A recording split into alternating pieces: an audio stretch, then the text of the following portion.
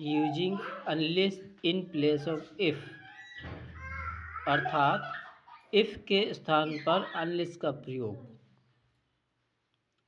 अब मैं आपको यहाँ पर बताऊंगा कि इफ़ के स्थान पर अनलेस का प्रयोग कैसे किया जाता है। तो आप इस चीज़ को ध्यान से देखिएगा हैं, और यदि वीडियो अच्छा लगे तो लाइक, सब्सक्राइब और शेयर ज़रूर कीजिएगा। ये वीडियो ख़ासतौर से 9वीं से लेकर 12वीं तक के स्टूडेंटों के लिए बहुत कारगर साबित होगा। बहुत ही साधारण तरीके से मैं आपको यहाँ पर बताऊँगा कि इफ़ के स्थान पर अनलेस का प्रयोग कैसे करते हैं। तो आइए सबसे पहले हम डालेंगे यूजिंग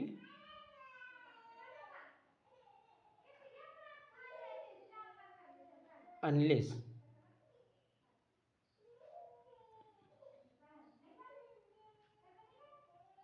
इन प्लेस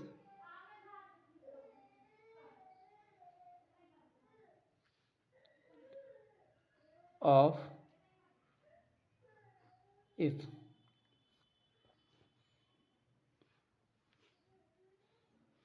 यानी इसके स्थान पर अनलेस का प्रयोग हमें करना है दोस्तों। तो ध्यान से देखिए आप, स्पष्ट आपको दिखाई देना चाहिए। तो विजिबिलिटी कुछ कम हो सकती है दोस्तों। तो मैं बताऊंगा सबसे पहले रूल नंबर, आप नियम लिख करके बता रहा हूँ मैं आपको। रूल सबसे पहले क्या करते हैं कि इफ़ वाले भाग को सर्वप्रथम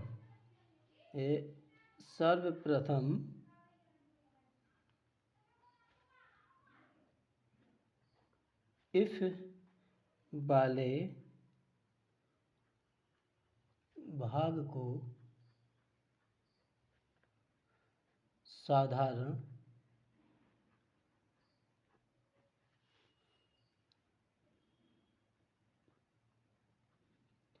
बना लेते हैं।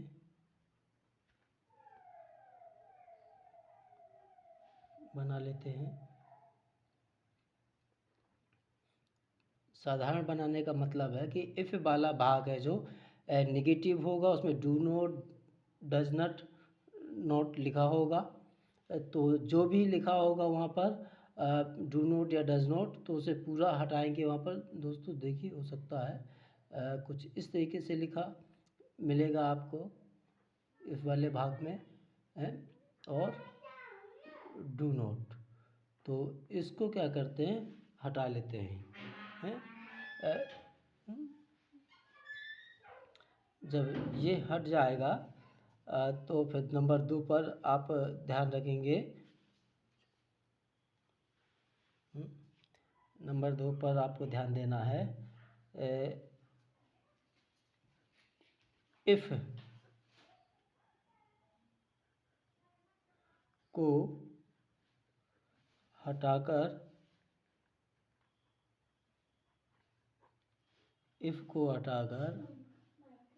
अनलेस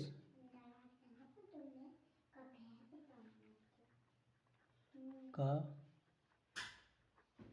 प्रयोग करते हैं।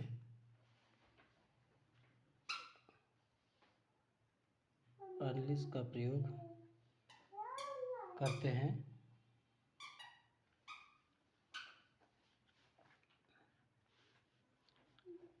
आपको इस बात का विशेष ध्यान देना है कि जब आप अनलेस का प्रयोग कर रहे होते हैं तो कर्ता को भी देखना है कि कर्ता यदि एक वचन है तो क्रिया में एस ई एस जरूर लगेगा। यदि कर्ता बहुवचन है तो क्रिया में एस या ई एस नहीं लगेगा।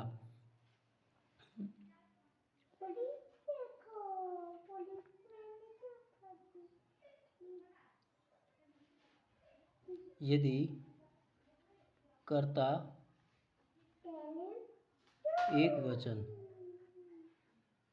हो तो मुख्य क्रिया के अंत में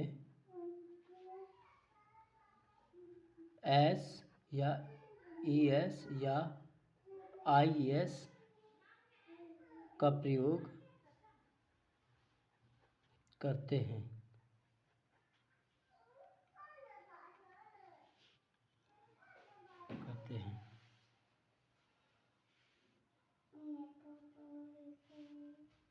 रूल नंबर 3, इसमें आपको विशेष रूप से ध्यान रखना है,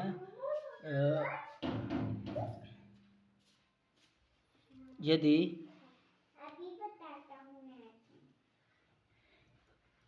इफ वाला या इफ वाले भाग में डू नॉट या डज नॉट के अलावा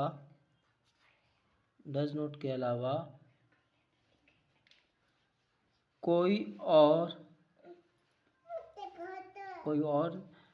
हेल्पिंग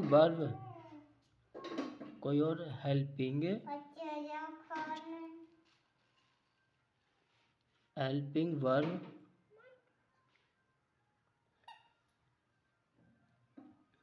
हो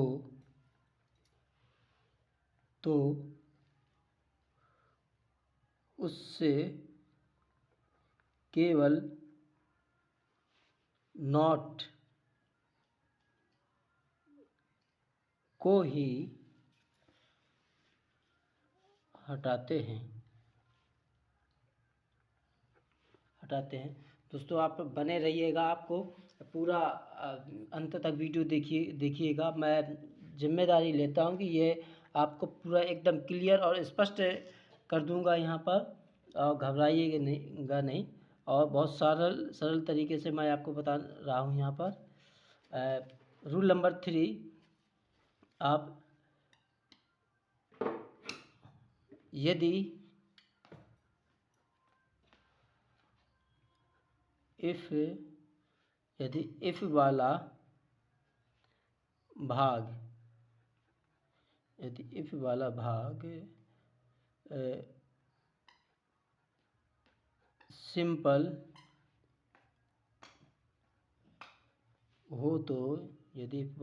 सिंपल हो तो दूसरे वाले भाग में नॉट शब्द लगाते हैं,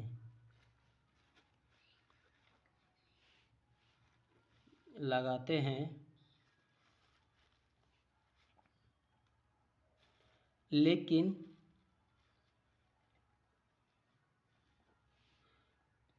वाक्य में यानी दिए गए वाक्य में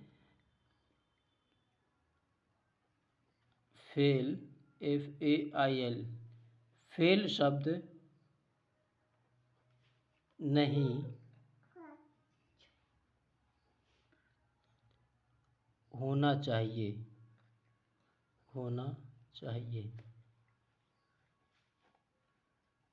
आइए दोस्तों, मैं अब आपको बता रहा हूँ कि यहाँ पर आप ध्यान से देख लीजिए इस रूल को, आपको ताकि देखने में कोई भी दिक्कत ना हो, इसलिए इस वीडियो को बिल्कुल स्पष्ट और क्लियर मैं लिख रहा हूँ यहाँ पर दोस्तों, क्योंकि अभी मेरे पास इंस्ट्रूमेंट की कमी है और मैं अभी लाइव नहीं आ सकता जब तक कि 50 सब्सक्राइबर ना हो। ये वीडियो मैं ऑफलाइन बना करके अपलोड करूँगा, जिसके लिए मुझे डाटा भी काफ़ी लगेगा। सो प्लीज़ मैं आपको अब बताने जा रहा हूँ। देखिए, फॉर एग्ज़ाम्पल आप देखेंगे सबसे पहले, इफ़ यू सॉरी दोस्तों, if you do not work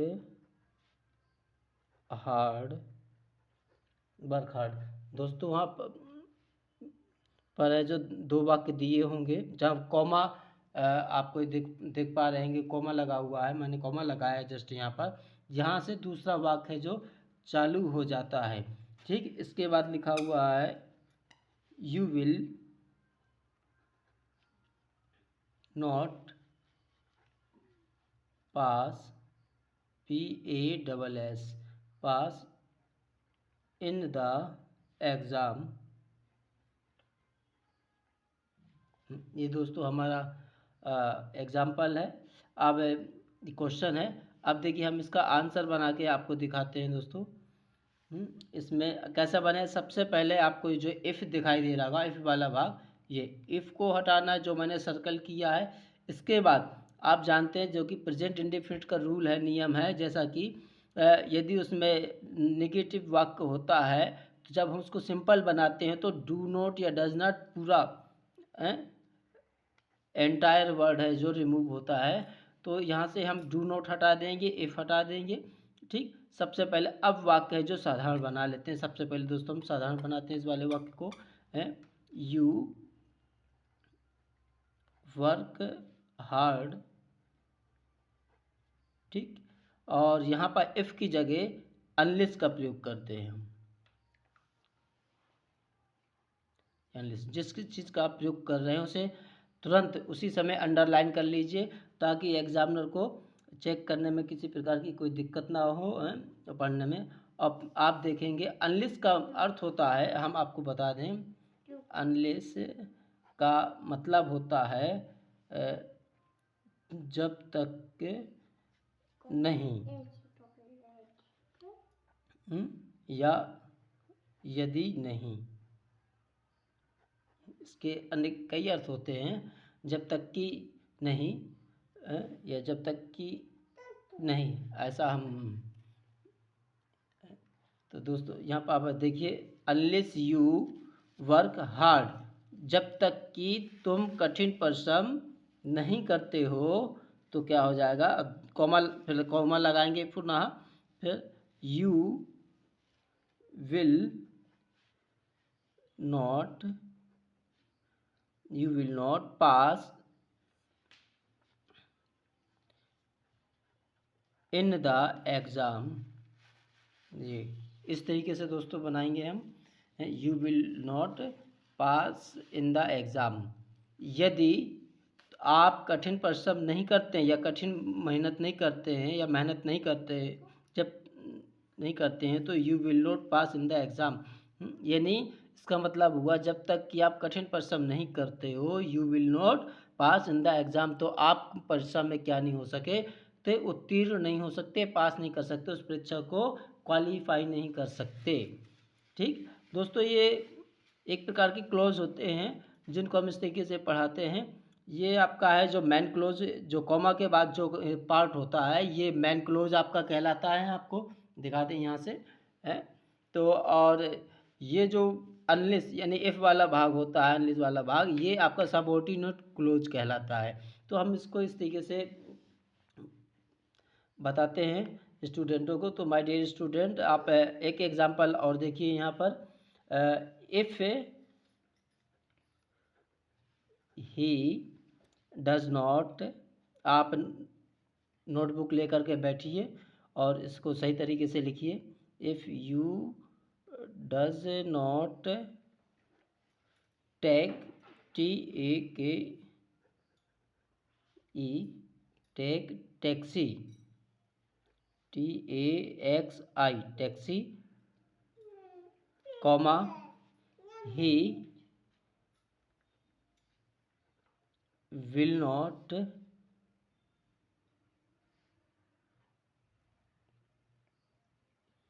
catch,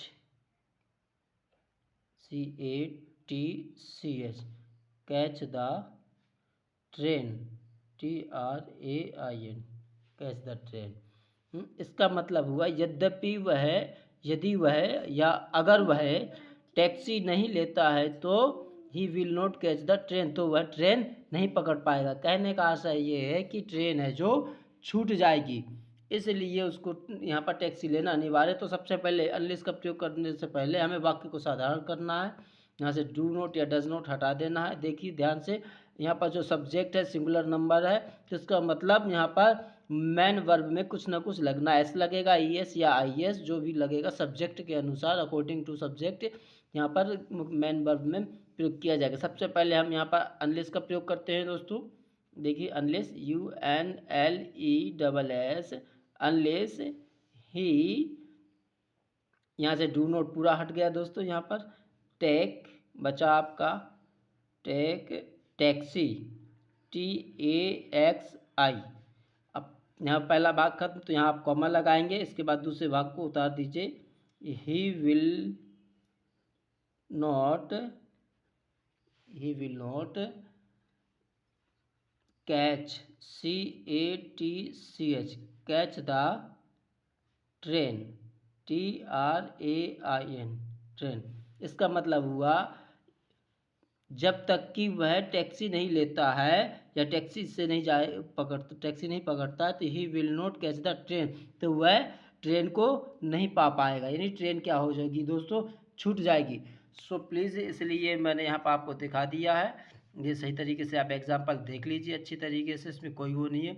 video को स्किप करके आगे पीछे करके स्क्रॉल अप करके देख सकते हैं। ध्यान से आप देखिए ये पूरा। इसके बाद हम आपको दिखाएंगे, आप ध्यान से देखने। ये यदि आपको देखने में कहीं कोई दिक्कत हो तो आप बता सकते हैं, हमसे कमेंट कर सकते हैं, शेयर कर सकते हैं। और एक एग्जांपल मैंने अभी आपको नहीं लिखाया, बताया अभी दोस्तों इसमें, जैसे कि मैंने अभी नीचे यहाँ पर नंबर 4 पे लिखा हुआ है, यदि इफ़ वाला भाग सिंपल हो तो दूसरे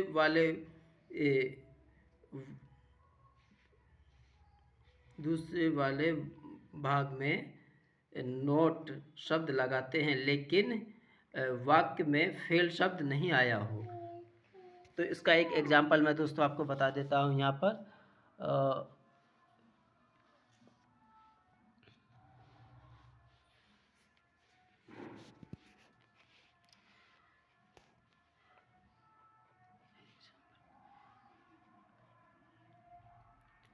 if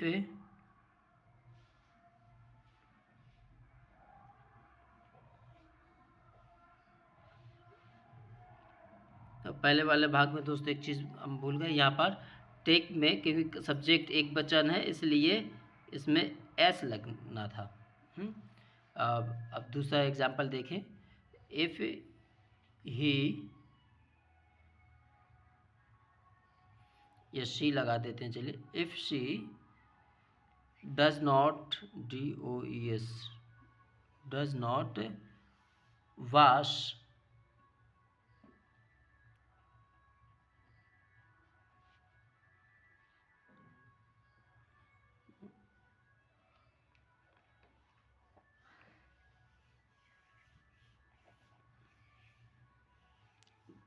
dishes, DISHES,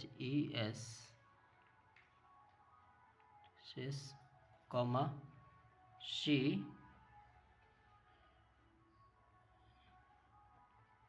will not get food।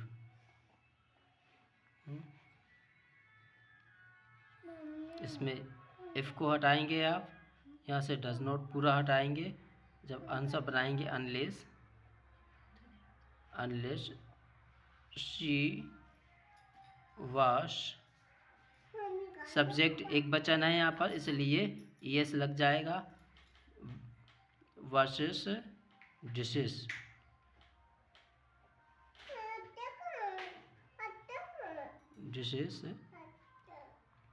She, dishes के बाद यहाँ कॉमा लगाएंगे, कॉमा के बाद she will not get food, full stop. इसका मतलब ये हुआ unless she washes dishes, she will not get food. अगर या यदि जब तक कि वह क्या बर्तनों को क्या नहीं करती, साफ़ नहीं करती, नहीं धोएगी, तो उसे क्या नहीं खाना प्राप्त नहीं होगा, भोजन उसे नहीं मिलेगा खाने के लिए। तो ये हुआ इसका मतलब दोस्तों। सो प्लीज़ मेरा चैनल अच्छा लगा हो और आपको जानकारी लाभदायक हो लगी हो तो मेरे चैनल को सब्सक्राइब, लाइक, शेयर और कमेंट करना ना भूलें दोस्तों। इसके अलावा फिर एक बार पुनः नज़र डाल लीजिए पूरे, जहाँ जो चीज़ आपको समझ में ना आए आप हमको कमेंट करके बताइए और हम आपको इसी तरीके से रोज़ाना एक वीडियो डालते रहेंगे और आपका पढ़ाते रहेंगे। जहाँ भी कोई समस्या आए दोस्तों तो कमेंट करें और मेरे चैनल को लाइक ज़रूर करें। मैं इंद्रपाल अहिरवार सरल इंग्लिश एजुकेशन क्लासेस प्रोवाइड कर रहा हूँ। प्लीज़ मुझे सब्सक्राइब ज़रूर करें। Thank you so very much.